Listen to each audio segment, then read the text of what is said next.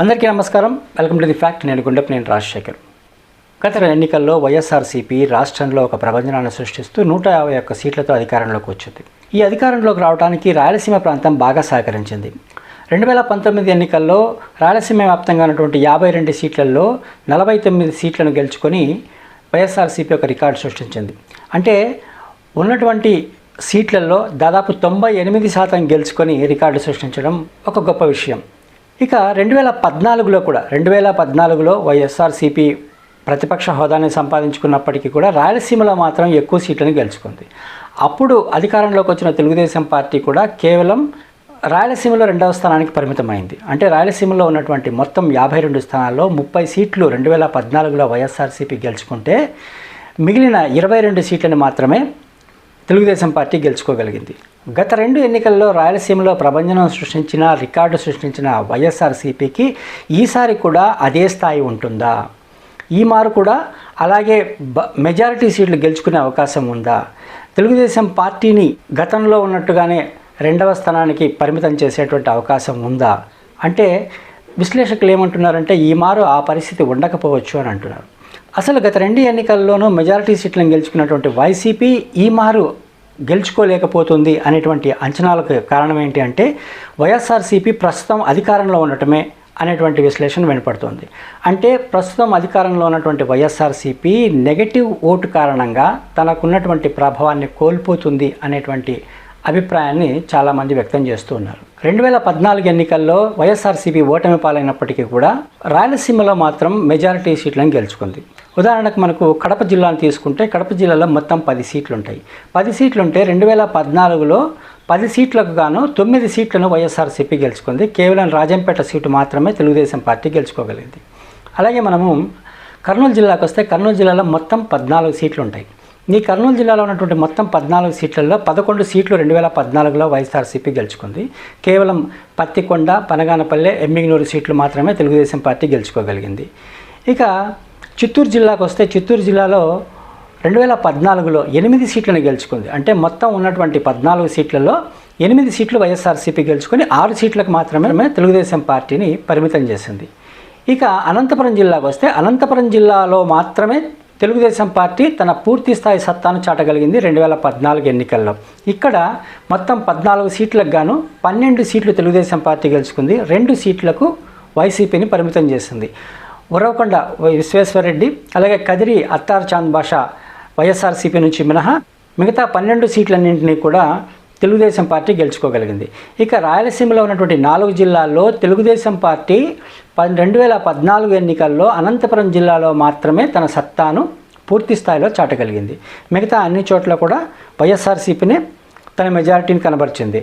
అంటే మొత్తం 52 సీట్లలో 2014లో 30 సీట్లు వైఎస్ఆర్సీపీ గెలుచుకుంటే కేవలం 22 సీట్లు మాత్రమే తెలుగుదేశం పార్టీ గెలుచుకుంది. ఇక 2019 విషయానికి వస్తే మనకి 2019లో మొత్తం రాయలసీమ వ్యాప్తంగా ఉన్నటువంటి 52 సీట్లలో 49 సీట్లను వైసీపీ గెలుచుకొని కేవలం తెలుగుదేశం పార్టీని 3 సీట్లకే పరిమితం చేసింది. కడపలో ఉన్న 10కి 10 స్వీప్ చేసింది. అలాగే కర్నూలులో ఉన్నది స్వీప్ చేసింది. చిత్తూరులో ఉన్నటువంటి 14 నియోజకవర్గాల్లో ఒక కుప్పం తప్ప, అంటే ప్రస్తుతం ప్రతిపక్ష నాయకులుగా ఉన్నటువంటి చంద్రబాబు నాయుడు గారు అక్కడి నుంచి గెలుపొందారు. ఆయన సీటు మినహా మిగతా మొత్తం 13 సీట్లని వైసీపీ గెలుచుకుంది. ఇక అనంతపురం విషయానికి వస్తే అనంతపురం జిల్లాలో కూడా 2014లో ఉన్నటువంటి సీన్ తిరగబడింది. అంటే 2014లో వైసీపీకి 2 సీట్లు వచ్చి తెలుగుదేశం పార్టీకి 12 సీట్లు వచ్చాయి. కానీ అది తిరగబడి 2019 వచ్చేపాటికి వైసీపీకి 12 సీట్లు వచ్చి తెలుగుదేశం పార్టీకి 2 సీట్లు పరిమితం అయ్యాయి. అంటే హిందూపురం నుంచి నందమూరి బాలకృష్ణ, అలాగే ఉర్రవకొండ నుంచి పయ్యావుల కేశవ్ మాత్రమే ప్రస్తుతం అసెంబ్లీలో ప్రాతినిధ్యం వహిస్తూ ఉన్నారు. దీన్ని బట్టి మనకు అర్థమవుతుంది ఏంటంటే రాయలసీమ వైసీపీని బాగా ఆదరిస్తుంది. వైసీపీకి మంచి పట్టున్నటువంటి స్థానంగా రాయలసీమ ఉంది. అయితే ఇదే హవా రానున్న ఎన్నికలో కొనసాగుతుందా, 2024లో కొనసాగుతుందా అని అంటే కొందరు కాదు అనేటువంటి అభిప్రాయాన్ని వ్యక్తం చేస్తున్నారు. కొనసాగుతుంది అని చెప్పేవాళ్ళ అభిప్రాయం కూడా ఉన్నప్పటికీ కొనసాగదు అని చెప్పేవాళ్ళటువంటి అభిప్రాయమే మెజారిటీగా వినిపిస్తోంది. దీనికి సంబంధించి రకరకాల విశ్లేషణలు కూడా చేస్తూ ఉన్నారు. కొనసాగుతుంది అని చెప్పేవాళ్ళు ఏంటంటే ప్రభుత్వం తీసుకుంటున్న చర్యలు 99% హామీలను అమలు చేశామనేటువంటి మాటలు, అలాగే రకరకాలుగా నవరత్నాలు కానీ, లేకపోతే విద్యా వ్యవస్థలో తీసుకొచ్చినటువంటి నాడు నేడు మార్పులు కానీ, ఇంగ్లీష్ మీడియం ప్రవేశపెట్టడం కానీ, ఆసరా కానీ, అమ్మఒడి కానీ, ఇలా రకరకాలైనటువంటి కారణాలు, రైతులకు సంబంధించినటువంటి తీసుకున్నటువంటి చర్యలు కానీ, వాళ్ళకి ఇస్తున్నటువంటి సబ్సిడీలు కానీ, ఇలాంటివన్నీ కూడా వైసీపీకి అనుకూలిస్తాయి అని చెప్తూ ఉంటే, మరోవైపు అనుకూలించమని చెప్పేటువంటి వాళ్ళు ఏం చెప్తారంటే, గతంలో ప్రతిపక్షంలో ఉన్నప్పుడు రాయలసీమ గురించి ఎంత సానుభూతిని ప్రకటించినటువంటి ప్రకటనలు చేసినప్పటికీ అక్కడ రాయలసీమకు చాలా అన్యాయం జరుగుతుంది, రాయలసీమ వాసులకు తగిన న్యాయం చేయటం లేదు, మేము అధికారంలోకి వస్తే చేస్తాము అని హామీలు ఇచ్చి అధికారంలోకి వచ్చిన తర్వాత హామీలన్నింటినీ తుంగలోకి తొక్కి ఏది పట్టించుకోకుండా పోయింది, కేవలం ప్రకటనలకు మాత్రమే పరిమితమైంది అనేటువంటి నెగటివ్ టాక్ వినిపిస్తుంది.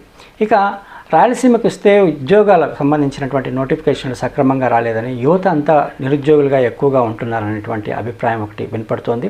అలాగే పారిశ్రామికంగా కూడా గడిచిన 5 ఏళ్లలో వైఎస్ఆర్సీపీ ఏమీ చేయలేదన్నటువంటి విమర్శకులు చేస్తున్నారు. గడిచిన 5 ఏళ్లలో వైఎస్ఆర్సీపీ పారిశ్రామికంగా కూడా రాయలసీమ అభివృద్ధికి ఏమాత్రం కృషి చేయలేదు అనేటువంటి విమర్శ కూడా చేస్తున్నారు. ఇందులో భాగంగానే కడప స్టీల్ ప్లాంట్కి సంబంధించి ఒక 3 సార్లు శంకుస్థాపన చేయడం మినహా దాని కనీసం కదలికలు కూడా లేవనేటువంటి విమర్శ వినపడుతోంది. ఇక రాజధాని విషయానికి వస్తే 3 రాజధానులు అంటూ, పాలనా రాజధాని, శాసన రాజధాని, న్యాయ రాజధాని అంటూ కర్నూలుకి మనం హైకోర్టు పెడతారని చెప్పినప్పటికీ హైకోర్టు కనీసం బెంచ్ కూడా రాలేదన్నటువంటి విమర్శ కూడా వినపడుతుంది. కేవలం ఈ 5 ఏళ్లలో కేవలం మాటలు చెప్తూ గడిపారే తప్పించి ఏమాత్రం కృషి చేయలేదన్నటువంటి విమర్శ ప్రతిపక్షాల నుంచి కానీ లేదా ప్రజల్లో కానీ అభిప్రాయం ఉంది. కనుకనే ఈ మారు వైసీపీ గతంలో కనబరిచినటువంటి హవాని రాయలసీమలో కనబరుస్తుందా అంటే లేదనేటువంటి అభిప్రాయం వినపడుతోంది. లేదని వాదించే వాళ్ళు ఎంత వాదించినప్పటికీ 2024 ఎన్నికల్లో ఈ ప్రాంతంలో వైసీపీకి ఏమాత్రం సీట్లు వస్తాయో మనం వేచి చూడాలి. సాధారణంగా వైసీపీ ఖచ్చితంగా గెలుస్తుంది, వై నాట్ 175 అనేటువంటి నినాదంతో ముఖ్యమంత్రి కానీ లేదా వైఎస్ఆర్సీపీ శ్రేణులు కానీ ఉధృతంగా ప్రజల్లో ప్రచారం చేస్తూ ఉన్నప్పటికీ కూడా దీన్ని గతంలో విశ్వసించినట్టుగా ఈ ప్రాంత ప్రజలు కానీ, అంటే రాయలసీమ ప్రజలు కానీ లేదా రాష్ట్ర ప్రజలు కానీ విశ్వసిస్తారా? ఒకవేళ విశ్వసిస్తే మాత్రము వైఎస్ఆర్సీపీకి గతంలో లాగానే మంచి మెజారిటీ వచ్చే అవకాశం ఉంది. ఒకవేళ వాళ్ళు చెప్పేటువంటి మాటలను విశ్వసించకపోతే మాత్రం ఇదే రిజల్ట్ తిరగబడేటువంటి అవకాశం కూడా కనిపిస్తోంది. అయితే కడప జిల్లాలో వైఎస్ఆర్సీపీ గతంలో 10కి 10 సీట్లు స్వీప్ చేసింది. కానీ ఈ మారు తెలుగుదేశం పార్టీ కూడా ఒక 5 సీట్లు గెలుచుకునే అవకాశం ఉంది అనేటువంటి అభిప్రాయం వినపడుతుంది. కారణం ఏంటంటే కడప జిల్లాలోనే వివేకానందరెడ్డి హత్య జరగటం, 2019లో వివేకానందరెడ్డి హత్య జరగటం, ఆ తర్వాత అధికారంలోకి వచ్చినటువంటి వైసీపీ పార్టీ ఆ విషయానికి సంబంధించి అప్పట్లో సిబిఐ ఎంక్వైరీ కావాలి అని అడిగినటువంటి పార్టీ తర్వాత దాన్ని అడగకపోవడము, ఆ హత్య వెనుక ఉన్నటువంటి వ్యక్తులు అందరూ కూడా వైసీపీలోనే ఉన్నారనేటువంటి వేళ్లన్నీ అటువైపే చూపించడం, అంతేకాకుండా వివేకానందరెడ్డి కూతురు సునీత అవినాష్ రెడ్డి వాళ్ళ హస్తం ఈ హత్య వెనుక ఉంది అనే ఆరోపణ చేయడము. దీంతో ఏమైపోయిందంటే హత్య చేసిన వాళ్ళని వైసీపీ వెనక్కి వేసుకొచ్చి కొమ్ము కాస్తుంది అనేటువంటి అభిప్రాయం కూడా ప్రజల్లో ఉన్న నేపథ్యంలో కడప జిల్లాలో కూడా సీట్లు తగ్గే అవకాశం ఉందనేటువంటి అభిప్రాయం వినపడుతుంది. ఏదేమైనప్పటికీ గతంలో ఉన్నటువంటి హవా ఈ మారు వైసీపీకి ఉండదనేటువంటి అభిప్రాయం వినపడుతున్న నేపథ్యంలో మళ్ళీ ఆ హవాను కొనసాగించడానికి వైసీపీ శ్రేణులు ప్రజల్లోకి చొచ్చుకుపోయి చాలా ఎక్కువగా కృషి చేయాల్సిన అవసరం కనిపిస్తోంది. ఇది వాటికి నేను మరో వీడియోతో మళ్ళీ మీ ముందుకు వస్తాను. అంతవరకు సెలవు, నమస్కారం.